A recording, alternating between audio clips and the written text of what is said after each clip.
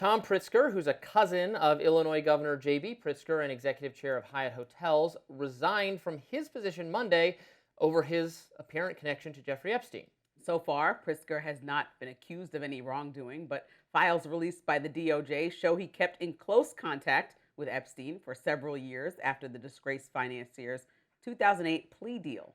He's one of several businessmen named in the 3 million documents released so far by the Justice Department.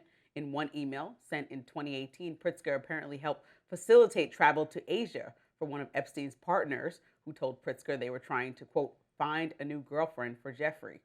In another email in 2010, Epstein wrote to Pritzker, "The girl from Romania that you met at my house is currently living in London. Can we see if there's a starting position in any of the hotels?"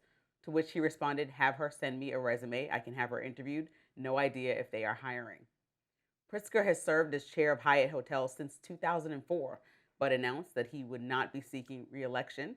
In May, writing to his company's board, quote, "Good stewardship also means protecting Hyatt, particularly in the context of my association with Jeffrey Epstein and Ghislaine Maxwell, which I deeply regret. I exercised terrible judgment in maintaining contact with them, and there's no excuse for failing to distance myself sooner." Pritzker's resignation comes as other names are surfacing from the Epstein files as well. CBS reports ambassador and Trump confidant Tom Barrack also kept in regular contact with Epstein for years. Meanwhile, Attorney General Pam Bondi released a list of 300 politicians and prominent people whose names appeared in the files. Some of those names include politicians like President Trump, the Obamas, Kamala Harris, Nancy Pelosi, and Hakeem Jeffries, billionaires, actors, artists, Mark Zuckerberg, Elon Musk, Woody Allen, Robert De Niro, Bono, Beyonce, basically everyone. It's important to note these inclusions don't imply direct contact with Epstein, nor does it mean they did anything wrong. But as more names are revealed, some appear to be seeing patterns of wealth and power. Representative Ro Khanna, who has championed the release of the files, writing on X, quote, "And you wonder why the Epstein class is going after me and Thomas Massie. Look at how many people we are exposing. Is anyone keeping a list of powerful people in the U.S. and around the world already being investigated?" And called out. Called out for what? Thomas Massie told your colleague at Reason in that video interview that he don't be surprised if he's like fearful for, I'm paraphrasing, but fearful for his life because of some of the things that being a drama queen. I'm just telling you what someone who you usually champion Okay, well, I said to your colleague. I'm just telling you. I don't. He None of these people are accused of any wrongdoing. Even the Pritzker cousin isn't accused of any wrongdoing either. Resigning over what? Okay, let me tell you how private companies work, right? Which Hyatt is, right? They can not have somebody associated with them that decided to associate with somebody who is convicted of solicitation or prostitution of a minor specifically. They can say that you don't belong in our hotel group. And even if they ousted him and he respectfully said he's going to resign because he wanted to save face, he can go. It's okay. You decided, like you said, we're looking back with clear eyes and saying historically how we might have judged Jeffrey Epstein. But this man kept in touch with him through 2018. That's a decade after he was convicted of the things I just said, and 1 year away from being possibly convicted of sex trafficking with minors, which we didn't get to see fully seen through because he died. So this is your friend who's doing this behavior that you know because he was a criminal at the time that you kept associating with him. Those emails that we just read are the girl you met at my house in Asia, the girl from Romania you met at my house in London wants a job. And he said, and Pritzker said, "Well, have her send a resume. She can be interviewed." That's not an inappropriate thing. Well, girls at Epstein's house who was convicted of solicitation of prostitution of a minor and getting them jobs does not look right. And then somebody should know that years after he's convicted of these crimes. So if he doesn't work somewhere, you always talk about how private companies, you don't like cancel culture. All right. So social media can do whatever it wants to do, but private companies can as well, like we always discuss. So if he was ousted or he made the big decision, like he made a big decision to keep in contact with Epstein, both of those have consequences, right? So he can leave. I don't understand why he needs to keep his job. People that don't have good moral fiber don't blend well with certain companies. Can we be like realistic for a moment here? How many emails do you respond to in a given day? I must respond to like hundreds. So or to emails and direct messages on Facebook and Instagram and X and group chats and WhatsApp and emails and texts. And literally hundreds of them a day. I Are have any no of them time to do from my creative work. felons?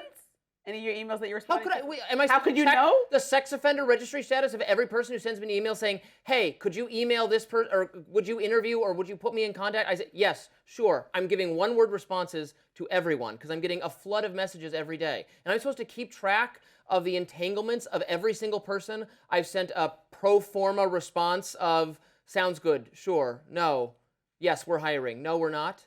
Like, this is unrealistic of people operating at He's this level. been to the man's house, so you would know if your friends go from civilian to felon.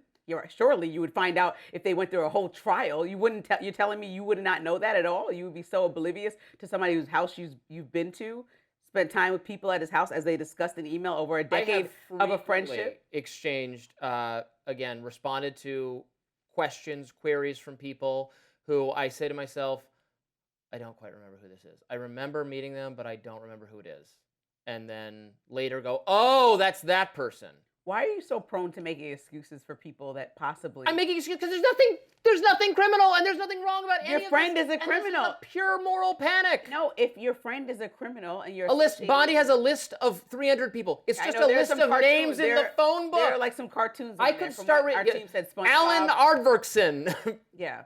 Boris. And I think part of that is but Johnson. to try to I'm mock. just going through the phone book in order. Part of that is to try to mock Boris and diminish Johnson some is of the the best I claims could that do. actually are substantial here. There are people and victims that we have to remember that actually want real information released by Congress. I don't want to question why they want Congress to release it, why Thomas Massey or Ro Khanna have to be the leaders on this and not the victims. I just think that people actually want answers to understand how many administrations were involved in protecting Epstein and anyone else powerful that may have been exposed if we went through that trial in 2019, but we didn't get an opportunity to see who Epstein would have ratted on because he died.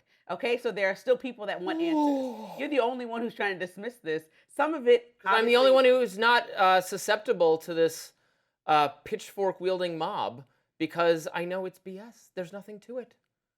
No, I think that you're not being fair. Show me a shred of evidence. Show me a shred of evidence that a single person other than Jeffrey Epstein and Ghislaine Maxwell and that Brunel guy who also killed himself in prison, anyone other than them was sex trafficking underage girls. If you have a shred of evidence of that, it's time to present it. You don't have it, and neither does Ro Khanna, and nor does anyone, because it doesn't exist. But people leave jobs every day for moral wrongdoings through the lens of the company. I mean, you're right that the company can do whatever it wants. So that's okay. He's not at Hyatt. Why are you so upset by this? It's certainly not your company. So why are you so upset by it? You could have kept somebody who kept in touch with a pedophile. But that's your company and your decision. So you hire him, Robbie. Hire him at Robbie's Consulting.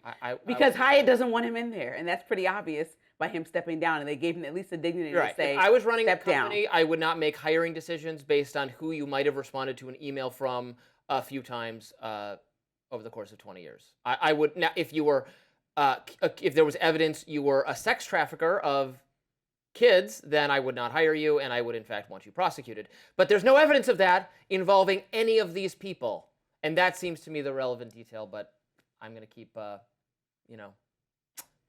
rowing up this creek without a paddle, I guess. Up next, the Department of Homeland Security has sent subpoenas to major tech companies seeking user data behind social media accounts that criticize the agency and track ICE's movements. Don't go anywhere.